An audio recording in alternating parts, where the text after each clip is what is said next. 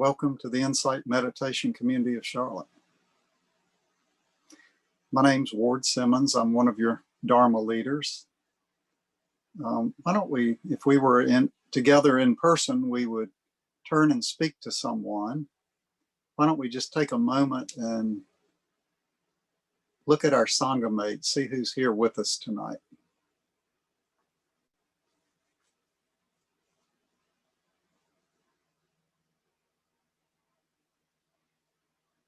So nice to see you all.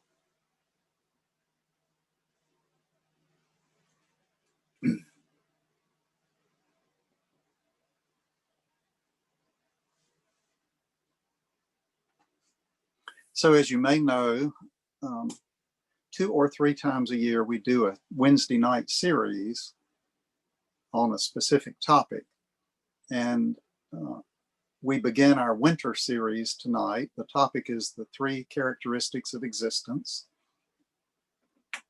And I'm going to give an overview tonight, and then for each of the next 3 Wednesdays, one of the Dharma leaders will be speaking on one of the 3 characteristics.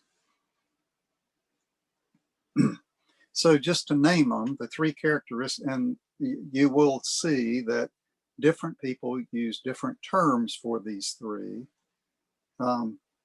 But the most common terms are impermanence and suffering and not self.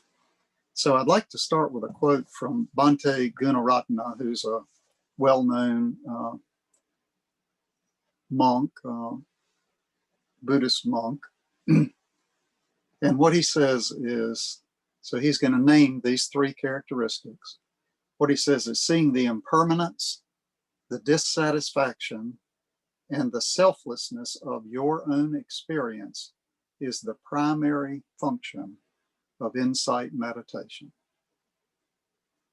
So if you've been wondering what we're doing when we practice insight meditation, the primary function, according to Bhante G, is seeing the impermanence, dissatisfaction, and selflessness of our own experience.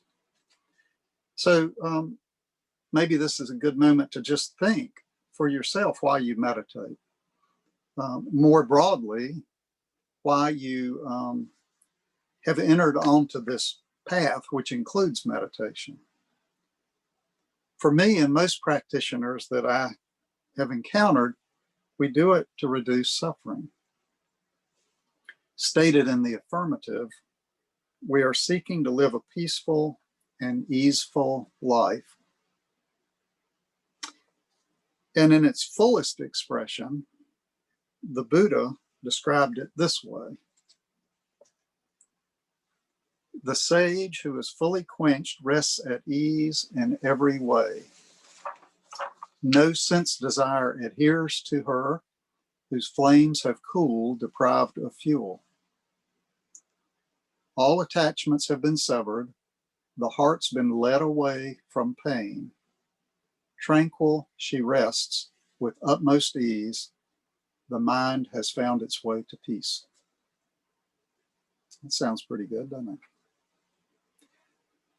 So I want to talk about laws for just a minute. Some laws, those made by humans or cultures of humans, as we all probably know, are not always correct. I was 13 years old when Virginia's ban on interracial marriage was struck down in a landmark Supreme Court decision. And the couple who brought that challenge was correct to do so because it overturned an incorrect law. On the other hand, some laws are natural laws, and they are inherently true no matter what we think about them. No amount of contesting the law of gravity will change its truth. Repeatedly insisting that gravity is not true will just result in stress and suffering as the released objects continue to plummet to the ground. So with respect to natural laws, resisting them is never beneficial, not like man-made laws where it might make sense to challenge them and resist them. The three characteristics of existence fall into this latter category, natural laws that are true regardless of our beliefs about them. So I want to share now a quote from Andy Olinsky, a Dharma teacher and practitioner, scholar. He says, the three core insights of the Buddhist tradition are the facts of impermanence, suffering, and non-self. The first of these three refers to the truth that all phenomena, without exception, change. The second recognizes that all experience is structurally incapable of yielding lasting satisfaction. And the third points out the awkward truth that we are not quite what we take ourselves to be.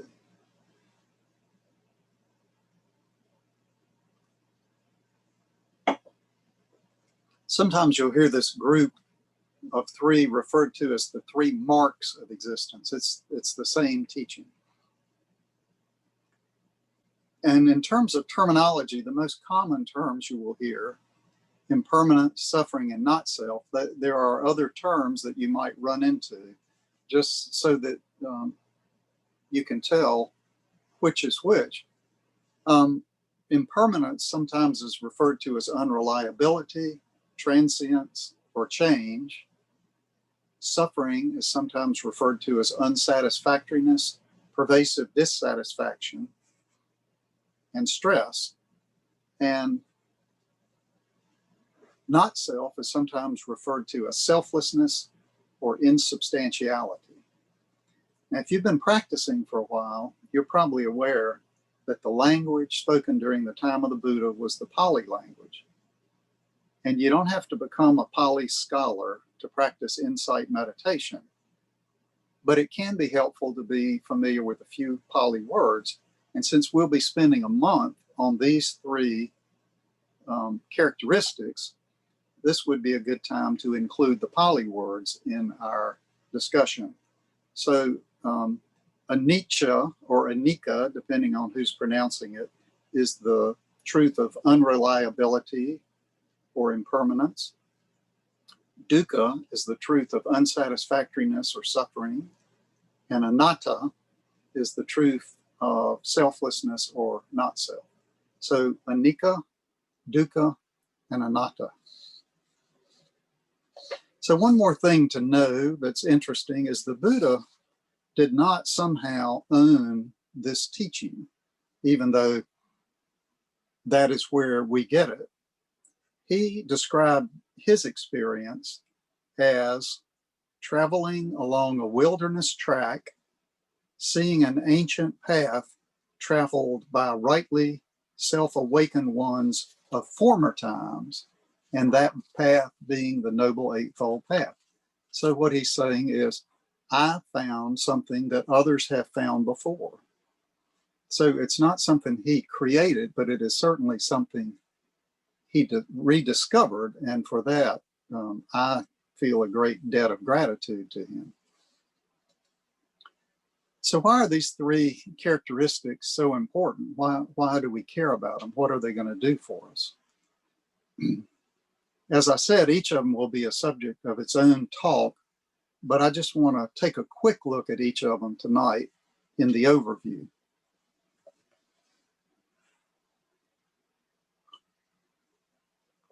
So anicca, or unreliability or impermanence, we devote an immense amount of energy to trying to get and keep everything right in our lives. We try to find the right relationship partner and the right job and the right home.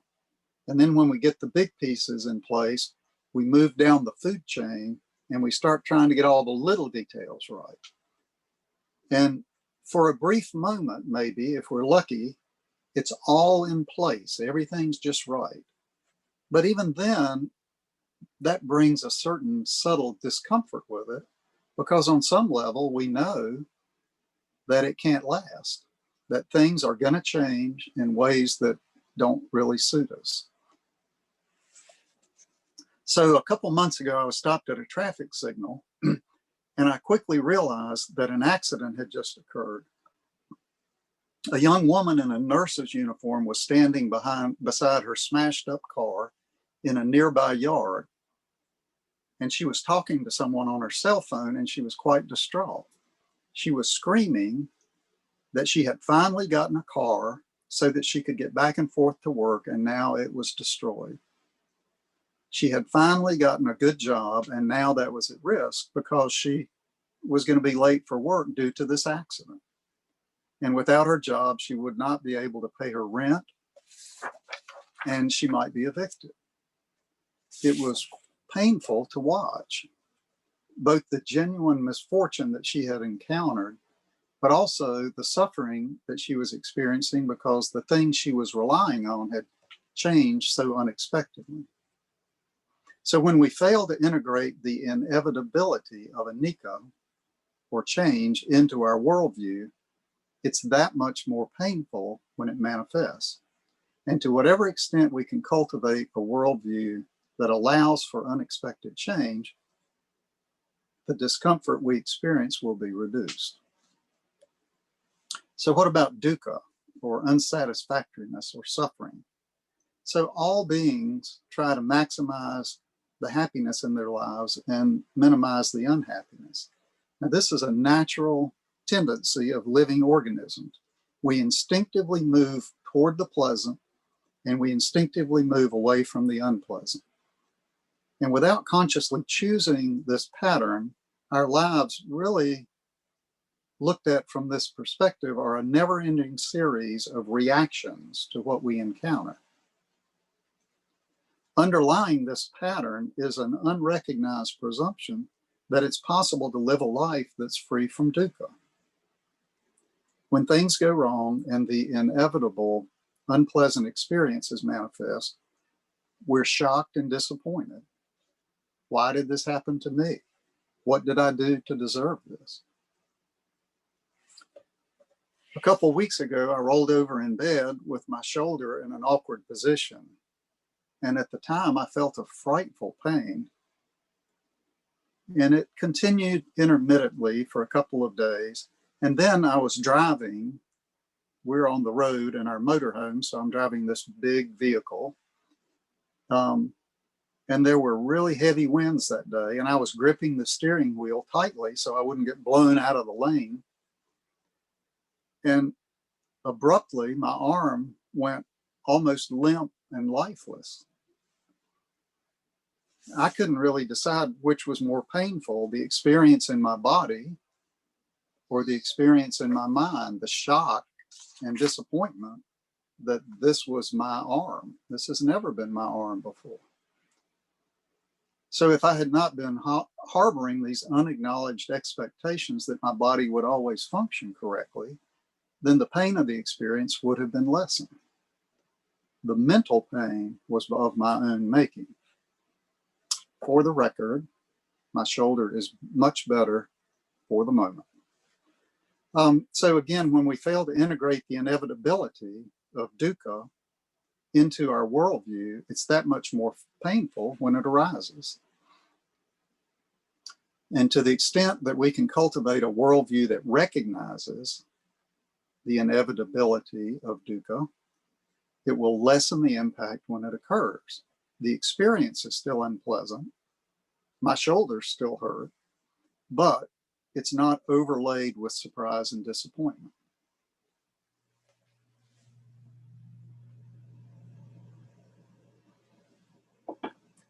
And then there's anata, or selflessness, not self. This is understood to be the most challenging of the three characteristics of which to develop an awareness. We unconsciously construct a self-image, and then we spend much of our attention protecting that self-image. So maybe we're the good child in the family, or maybe we're the black sheep. Maybe we're the long-suffering coworker who stays late and cleans up others' messes. Or maybe we have firm boundaries and we refuse to be put upon by our coworkers. Maybe we're flexible and we try to get along with everybody. Or maybe we insist on having our way regardless of others. Whatever self-image we carry with us, it feels like it's both true and stable. that's an illusion. When something challenges our self-image, it can be very threatening. So shortly after the January 6th insurrection at the Capitol, a news story was aired about one of the participants attempting to fly back home. He was one of the ones who was identified almost immediately, and as a result, his name had been placed on the no-fly list. The news video showed him shouting that the airlines were ruining his life, and eventually he ended up in tears in the middle of the airport. His self-image was as a patriot reporting to the Capitol to be of service to his country, but this self-image was shattered when his country refused to allow him to board his flight home. So when we attach ourselves to this fixed identity and we misperceive this to be who we are, it's painful when that identity changes. To the extent we can relax our attachment to our view of ourselves, the inevitable changes that come to our identity will be much less painful. So now I'd like to share with you just a few sentences of the Buddha's words on the three characteristics. And in this sutta, he is speaking to his monastic community, and he poses a question, and then they respond to him, and then he poses another question. He says, "What do you think, monks? Is experience permanent or impermanent?" So that's he's asking about the first characteristic. And they say, "Impermanent, venerable sir." And he says, "Is what is impermanent suffering or happiness?" And they say, "Well, it's suffering, venerable sir." And then he says, "Is what is impermanent, suffering, and subject to change fit to be regarded thus? This is mine, this I am, this is myself." So should I consider I, me, and mine to be something that is suffering and impermanent? Now, one of the important things to notice about this discourse is that there's a progression here. It begins with possibly the easiest question, that of annica, or unreliability or impermanence. And then building upon that, the Buddha then drew the next logical connection to dukkha, unsatisfactoriness or suffering. And finally, using these two together that they had agreed upon, he demonstrated how they naturally indicate the third characteristic of anata, or selflessness, is true. And because anatta is understood to be the most difficult of the three to grasp, the Buddha builds up to this insight with the first two, which are easier to understand.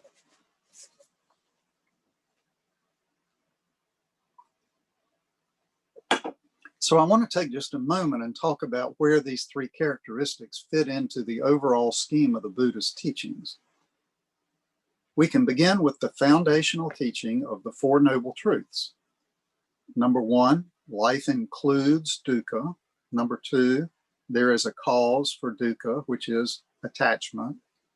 Number three, to the extent we can release our attachment, our dukkha will decrease correspondingly.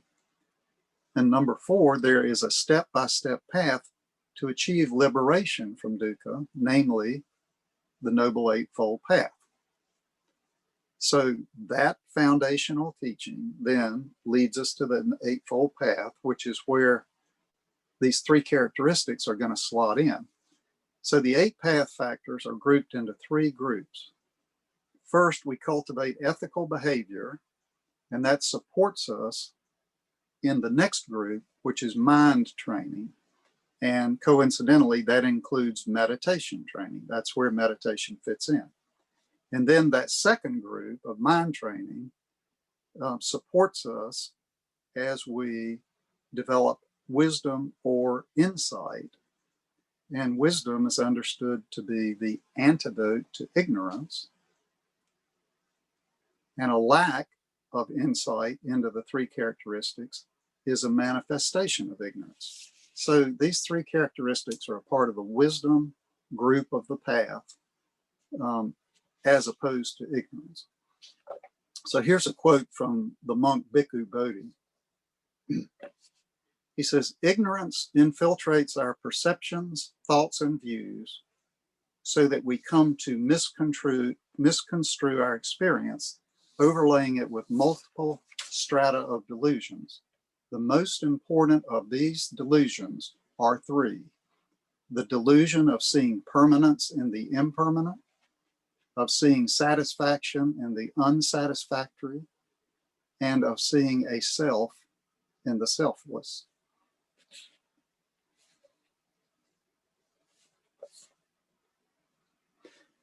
So the last point I want to make has to do with how we integrate these three characteristics into our life and our practice.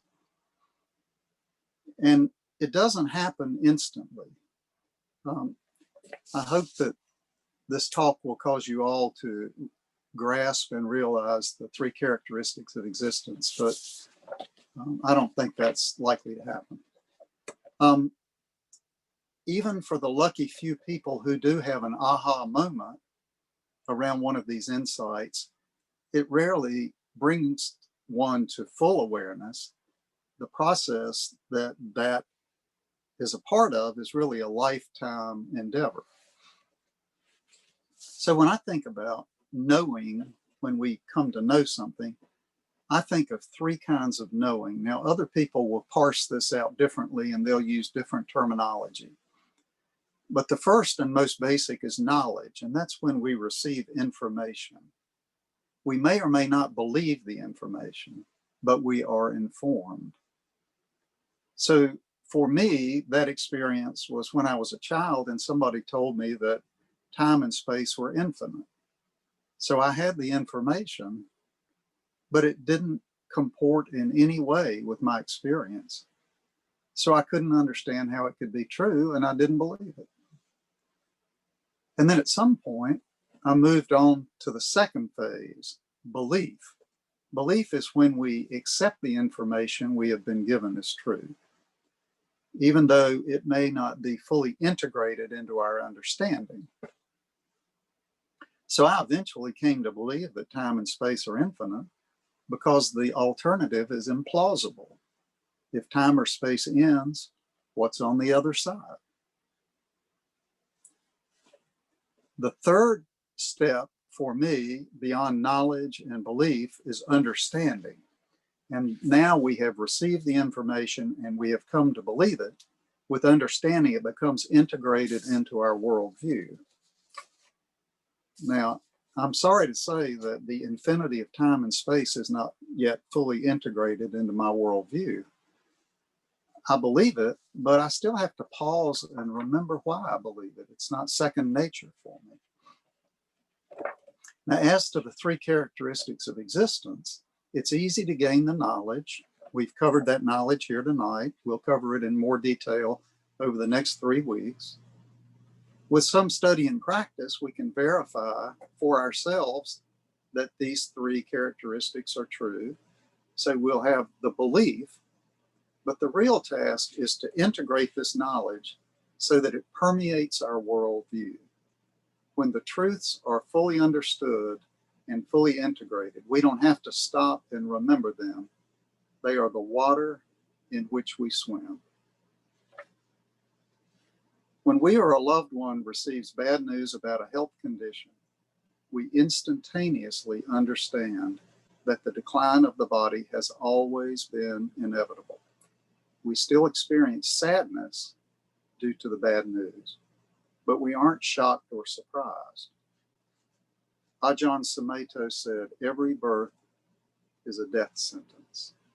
And when we fully integrate that, we're not shocked or surprised. So just to review in closing, we come to this practice so we will live a happier and a more easeful life.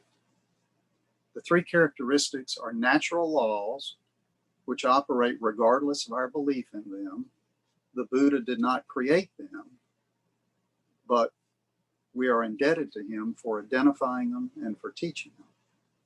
To the extent we can integrate these truths into our worldview, we will suffer less when they inevitably rear their heads. There is a natural progression through the three, with the truth of anata or selflessness being the most challenging. The characteristics are a component of the wisdom factors of the Noble Eightfold Path, progress in which reduces or dispels ignorance, and beyond gaining knowledge of the teaching and beyond believing it to be true, the work of a lifetime is to cultivate a deep, intuitive understanding of these characteristics so they permeate our worldview. So, I hope that's useful. I'll offer it for your consideration.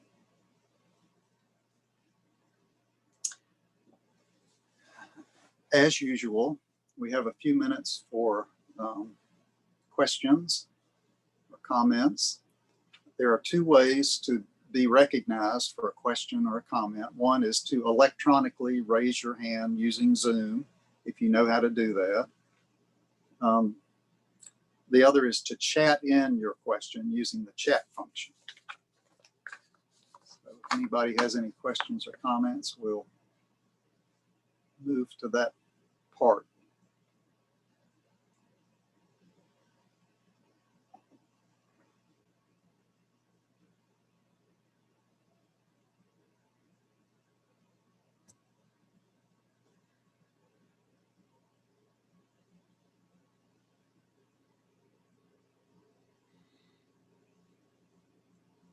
And if not, we all know how to sit quietly.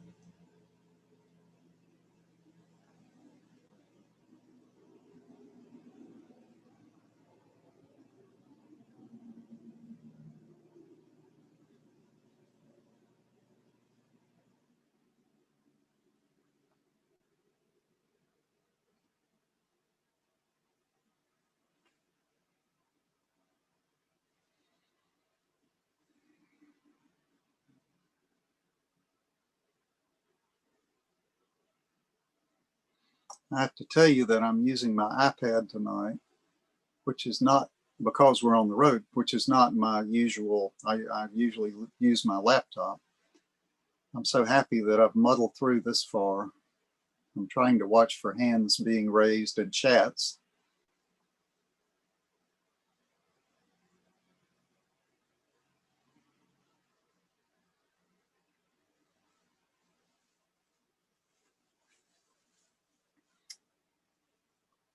So here's a question. How does one keep hope and enthusiasm with this knowledge? This is from Babita. Hope and enthusiasm. Think about that.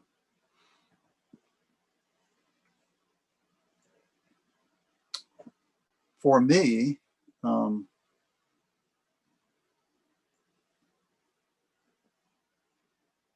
the three characteristics are can feel negative. Impermanence is not what we want. Unsatisfactoriness is not what we want. And selflessness is not necessarily what we want. Having a way to manage those, if you will, undesirable parts of life so that they're less painful gives me hope and enthusiasm. That's kind of an abstract answer, but it's the truth. The unpleasantness is going to be there. The question is, what's our relationship to the unpleasantness going to be? When we integrate these three characteristics into our worldview, our relationship to the unpleasant is not nearly as painful. So that gives me hope and enthusiasm. Thank you, Babita.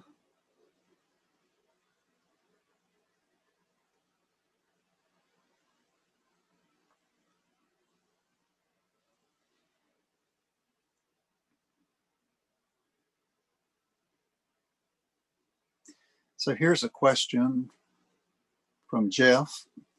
It seems the emphasis is on decreasing the suffering. Can we not emphasize and enjoy the non-suffering. Yes, please emphasize and enjoy the non-suffering. The Buddha's teaching on the Four Noble Truths is often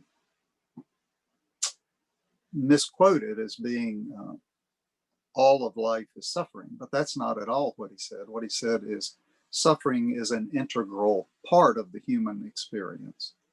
And he also recognized there's great beauty. There are moments of tenderness and beautiful sunsets and all kinds of satisfying experiences. I think that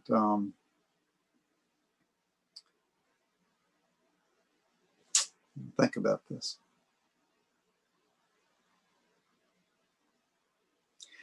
I think that the satisfying part of these, Andy Olinsky uses the analogy of when we fight against something that is true. In this case, we naturally resist these truths because they're not the way we're raised to see the world. His analogy is when we fight against these truths, it's like clinging to rocks on the shoreline and being beaten by the waves. And it's very painful. And if we can release that and just float free with the waves, it's not painful. We won't get beaten up. And so I think as we release our attachment to these three, as we perceive more accurately, then there is a certain ease and happiness that naturally follows. That's my experience.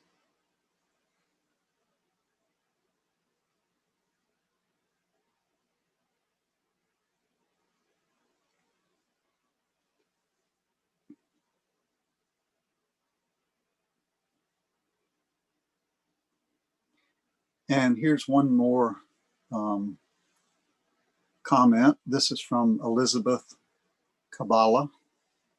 She says, I find hope and enthusiasm in the fact that the bad things will pass just like the good ones. Thank you, Elizabeth. That's exactly right. One of the beauties of impermanence is not only are the good things impermanent, but the bad things are impermanent. So the same rule applies to both.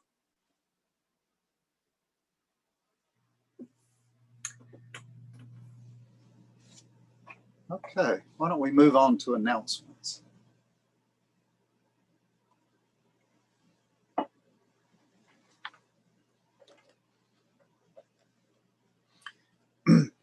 So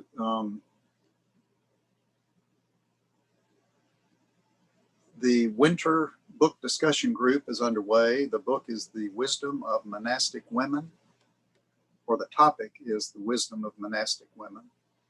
And contact Joy Lydeth if you're interested. Her contact information is on the website. I don't think I need to say any more about the spring series that we're in the middle of on the 3 factors. There is a meditation pop-up group at Boyce Park on February 27th. There is a series, The Basics of Insight Meditation. It'll be led by Debbie George, and it's the 4, it begins on the 2nd of March, and then every week thereafter, the 9th, 16th, and 23rd. If you're relatively new to insight meditation, or if you've been doing it a while but you've never taken the basic series, very helpful way to ground yourself in this practice.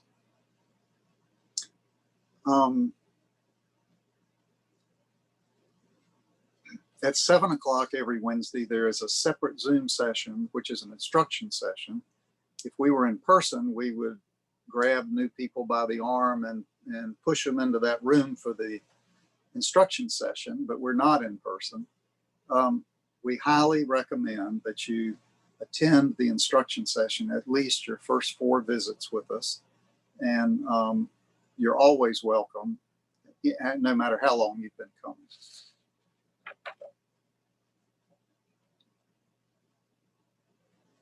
The first Wednesday of each month is a practice discussion group for meditators with an established practice, and that begins at 6:45.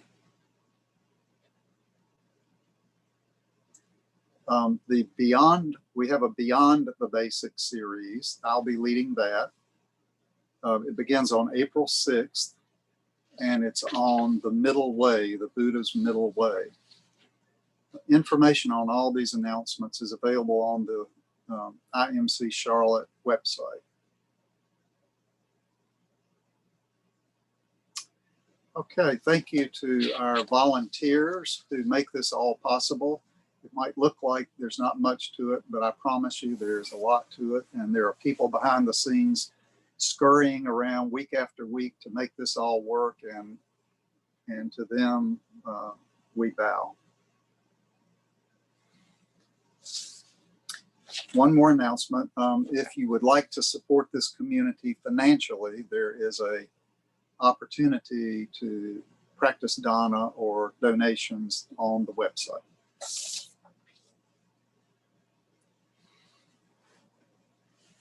Okay, and we will close with our metta or loving kindness practice. So if you'd like to find a comfortable posture,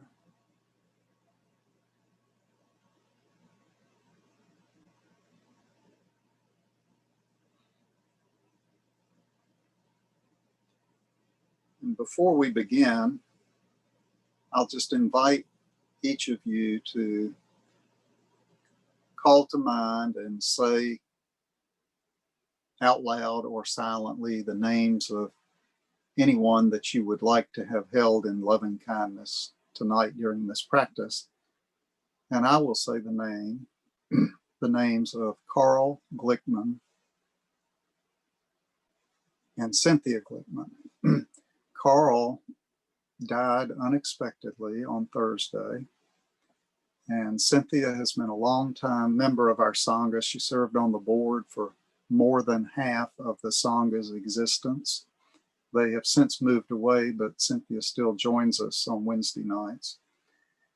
So keeping them and all of their loved ones in mind as we enter into this metta practice. I'll offer phrases and you can repeat them silently to yourself.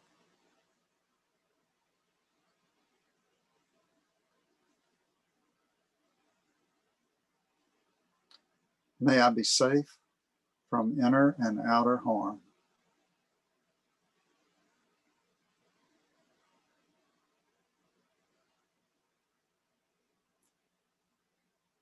May I be happy and content.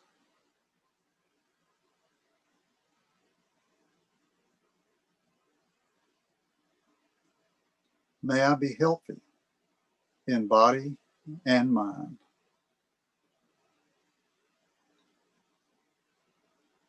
And may I live a life of well-being, free from suffering.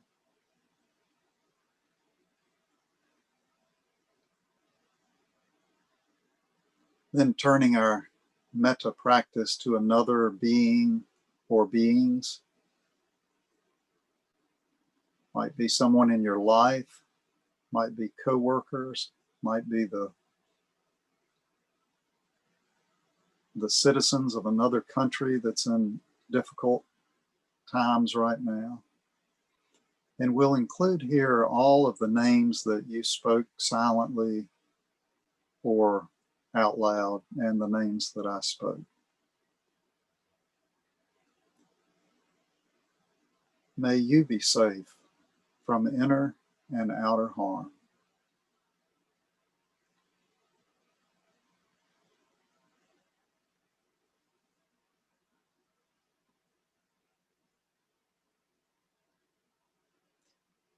May you be happy and content.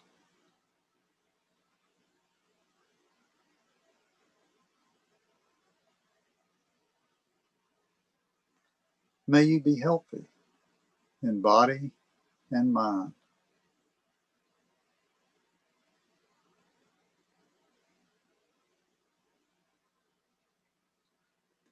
And may you live a life of well-being, free from suffering.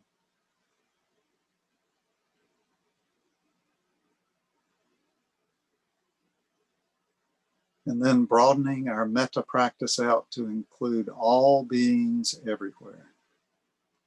May all beings be safe from inner and outer harm. May all beings be happy and content. May all beings be healthy in body and mind. And may all beings, without exception, live lives of well-being, free from suffering.